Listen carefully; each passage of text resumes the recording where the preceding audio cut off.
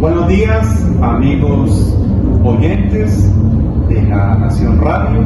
Estamos hoy con un invitado muy especial, un tachirense que le ha dado mucho renombre a nuestra región y es un hombre que siempre lleva en todas aquellas facetas en las cuales se ha destacado ese orgullo de ser tachirense. Y esos son la gente que nosotros pues diariamente invitamos a nuestro programa de Nación Radio.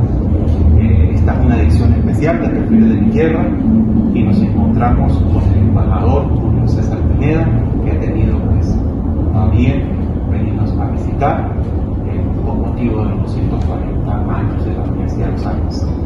El día viernes no solamente dio una charla sobre lo que ha sido su trayectoria y su visión del mundo y de las cosas, sino que también fue la ocasión para una emisión especial de su programa Brújula Internacional. Buenos días, embajador. Gracias. La Nación siempre es una referencia para no solo cualquier tachirense, sino venezolano, sobre todo cuando estamos en el exterior.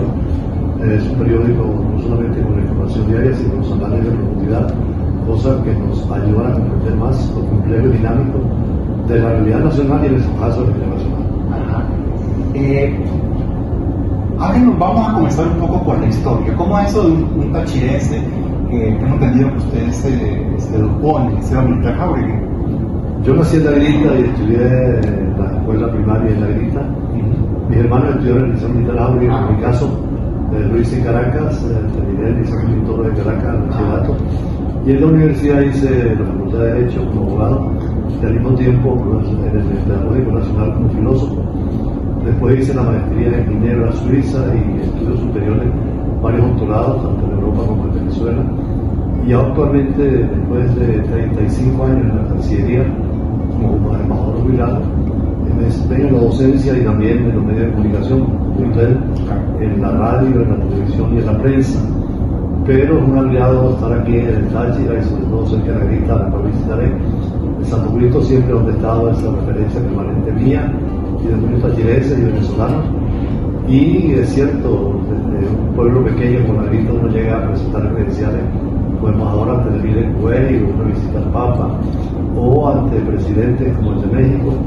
Cuando nos toca ser embajadores diplomáticos, estuve en varios estados, coincidí con muchos andinos diplomáticos, entre ellos tachirenses, y me he inspirado de algunos de ellos, precisamente dos de los núcleos que tienen aquí en Táchira, la Universidad de la UNA, uno que lleva el nombre de Pedro Rincón Gutiérrez, fue embajador también, después de rector en varios países, y sobre todo del rector Adriani, que es un símbolo también en la Universidad de los Andes, que hizo este reconocimiento el día de ayer y que fue también diplomático en tiempos muy difíciles de la Organización de la Sociedad de las Naciones en 1919, y además fue cónsul nuestro también, representante de la Oficina Panamericana, que ahora se llama la Organización de Estados Americanos. Así que es un tachirense más que estaba en el mundo de la diplomacia y quiere darle renombre a nuestra región y a mi pueblo.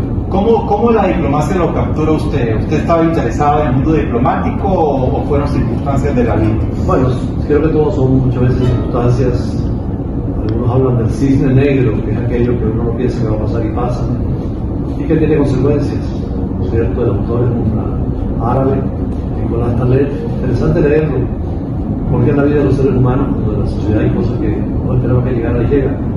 En mi caso, yo he estado como estudiante en Europa, visitando otros países, en la Universidad Central de Venezuela, y quería pasar en Europa un tiempo y estudiar. Teníamos pocos recursos económicos, pero las becas que ofrecían estos países permitían ir sobre todo después, con proyectos que hubo de carácter familiar, a hacer sobre todo los posgrados, porque el Derecho en la Central, la Pedagogía, Filosofía y el Pedagógico, y en Ginebra y París después un posgrado. Lo cierto es que al estar en Europa quería estar en la diplomacia, había visitado algunas escuelas de estudios internacionales, ingresamos a la Cancillería en el primer gobierno de Caldera, el doctor Calvari como canciller, junto con diplomáticos como están vigentes como Roy Chávez, el embajador de Venezuela en Berna y muchos otros, algunos ya desaparecidos, pero inclusive con diplomáticos tachirenses están en muchos lugares.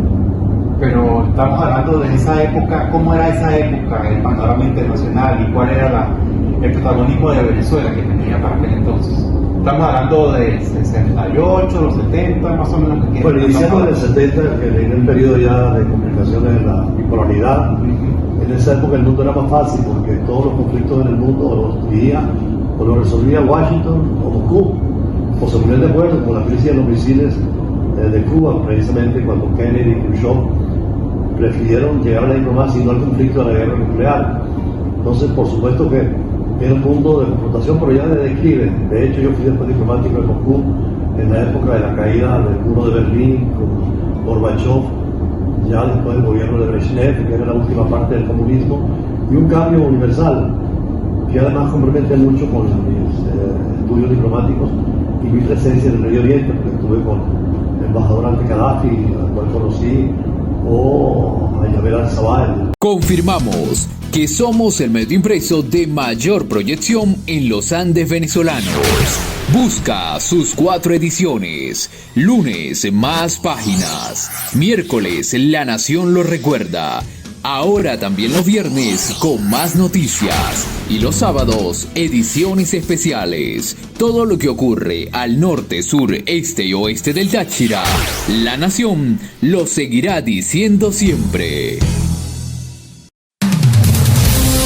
Conéctate a www.lanacionradio.fm y disfruta de nuestra programación musical e informativa en La Nación Radio, siempre en el corazón del tachirense. La Nación Radio.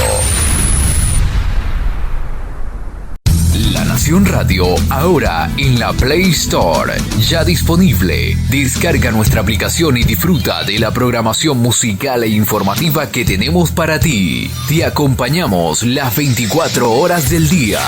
Somos La Nación Radio.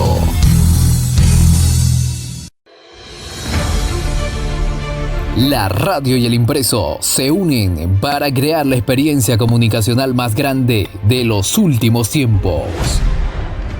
Desde el Puente Internacional Simón Bolívar en San Antonio del Táchira reportó Jonathan Maldonado. Saludamos desde la sala de redacción de Diario La Nación. De inmediato les presentamos las informaciones más importantes.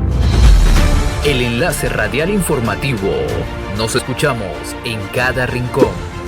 Una experiencia que busca llevar información oportuna y veraz a todos los rincones de la geografía tachirense y más allá. Desde la zona norte del Táchira y el sur del lago, pasando por los pueblos más altos de la zona de montaña,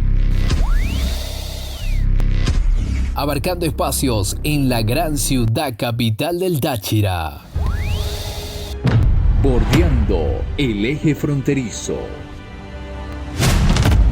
galopando hasta donde se unen el llano y la montaña.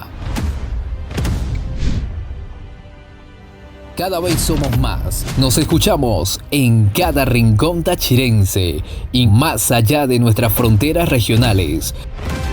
Conectamos con el enlace radial informativo.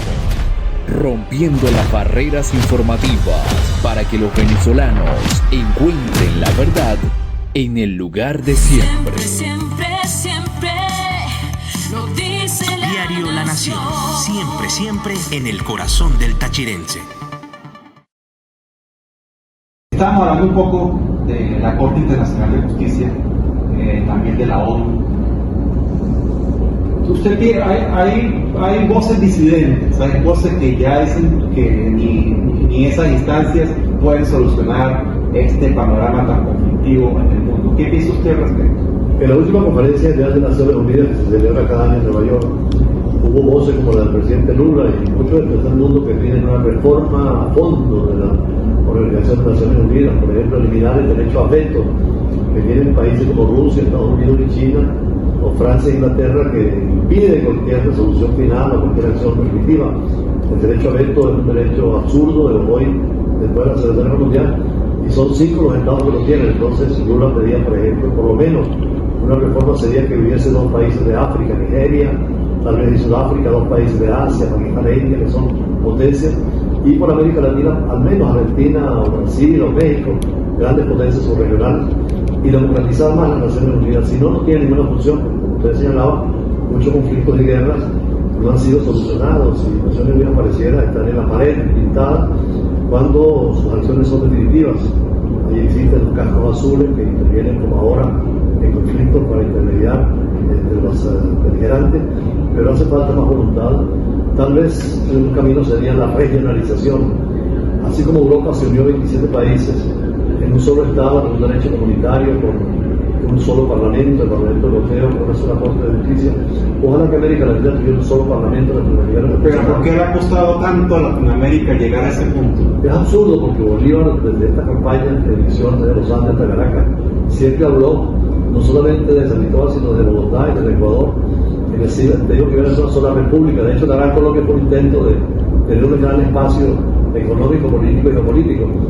Y después hemos hecho intentos como Mercosur, la Comunidad Andina de Naciones, CARICOM, América Central, pero falta voluntad. Los políticos nuevos tienen que tener esa formación académica, conocer a profundidad los problemas de la región y tener voluntad internacionalista más allá de los partidos políticos. En Europa hay partidos de derecha, como el Partido Popular que gobierna España y le da el poder al Partido Socialista, y así pasa sin ningún trauma. Además, sin ese apego al poder para quedarse permanentemente. El poder es una cosa que, según los especialistas, enloquece y hace que se tenga cada vez más una especie de IBI permanente, como decían los griegos. Ojalá que se democratizara más la democracia, esa participación, como decíamos, y ese protagonismo de la democracia lo tenga sobre todo el pueblo, pero con más cultura y educación. Por eso todos estos proyectos como NARVE, lo que hace la Universidad de Los Andes, que es maravillado ayer con la explicación del rector de la universidad, en todos los campos, lo que han producido, lo que han formado, eso nos ayuda a la democracia nacional y mundial. Pero en términos generales, ¿usted es optimista con el panorama actual del mundo?